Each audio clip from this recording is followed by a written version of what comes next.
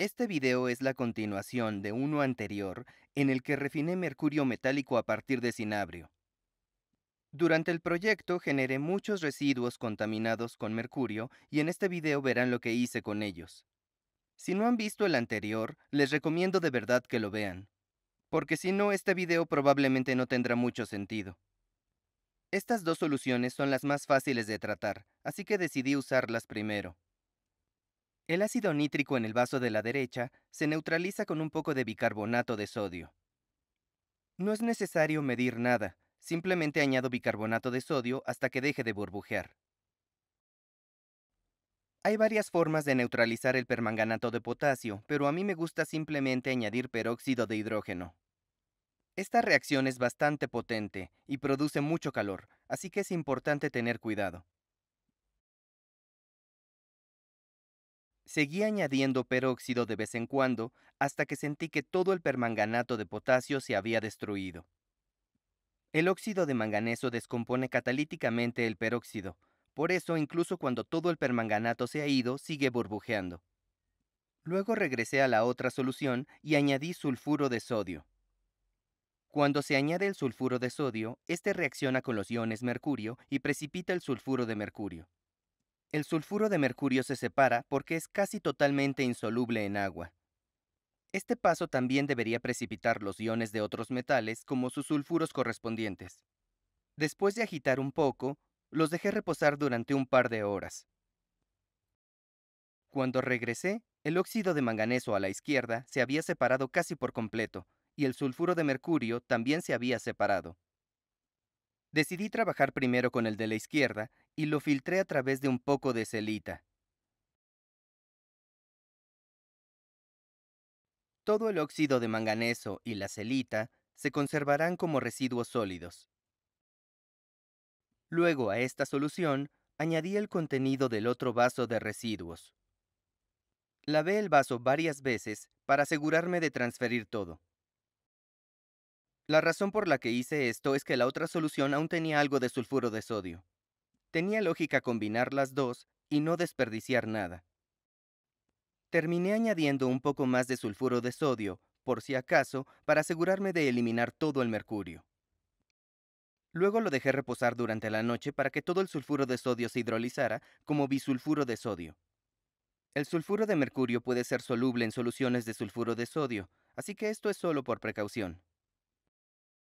Luego lo pasé todo por otro filtro de celita. El vaso empezó a llenarse porque tontamente usé uno demasiado pequeño, así que vertí el filtrado en otro. Mientras esperaba que se filtrara el resto, neutralicé lo que tenía con un poco de blanqueador. Cuando terminó de filtrarse, vacié lo que quedó en mi embudo en los residuos sólidos de mercurio. El blanqueador reacciona con el maloliente bisulfuro de sodio para formar bisulfato sódico, que es bastante inerte. Pasé la solución de blanqueador del vaso grande al pequeño para destruir el sulfuro también en ese. Vertí un montón de blanqueador extra solo para estar seguro y luego lo vacié por el drenaje con mucha agua. Bien, ya terminamos con los residuos fáciles. Podemos pasar a los que son más molestos. En estos tres contenedores está todo el residuo de agua de cuando estaba liberando el mercurio. El de la izquierda fue el primer lavado, por lo que tiene una alta concentración de sulfuro de sodio e hidróxido de sodio. Las dos botellas también contienen un poco, pero la concentración es mucho menor. Para limpiar esto, intenté idear un plan, pero probé varias cosas distintas y todo se volvió un gran desastre. Intenté destruir el sulfuro de sodio usando tabletas de hipoclorito de calcio para piscinas, pero obtuve resultados mixtos. Idealmente debería destruir el sulfuro de sodio como lo haría el blanqueador, pero no aumentaría mucho el volumen. Lo dejé durante unas horas y cuando regresé, pareció funcionar en la botella de la derecha, pero no funcionó en las otras.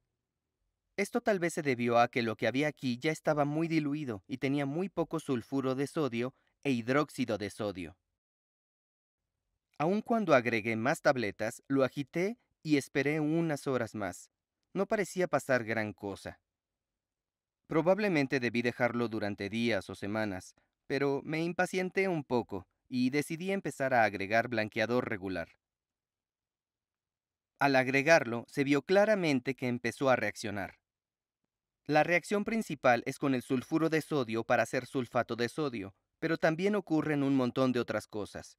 Parecía que el blanqueador estaba oxidando otros compuestos que estaban presentes y haciéndolos precipitar.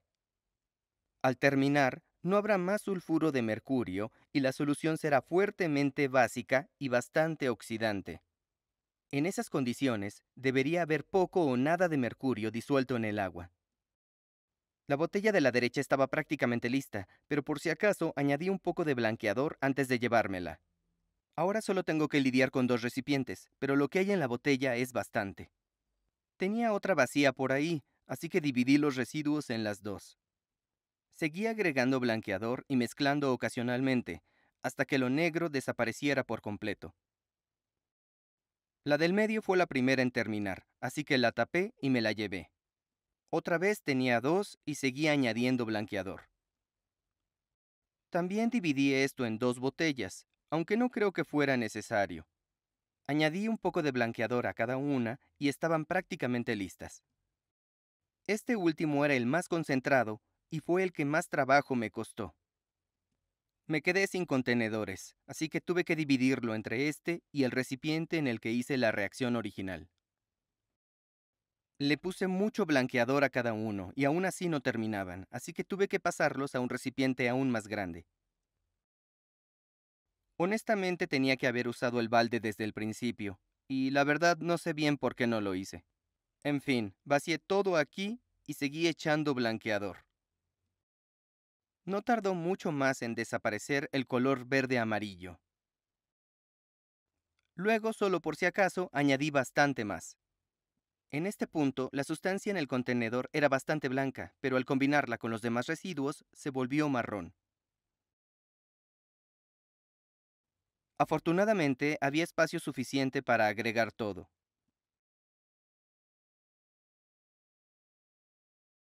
Cuando terminé de vaciar todo, lo revolví un poco y luego lo dejé reposar. Cuando el sólido llegó aproximadamente a la mitad, era hora de comenzar el divertido proceso de filtrado. Puse un papel de filtro en el fondo de este recipiente alto y lo cubrí con un poco de celita.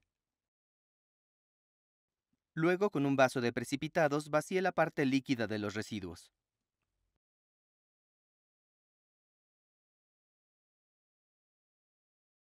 La celita hace un muy buen trabajo atrapando todas las pequeñas partículas, y el líquido que se filtra debería ser cristalino.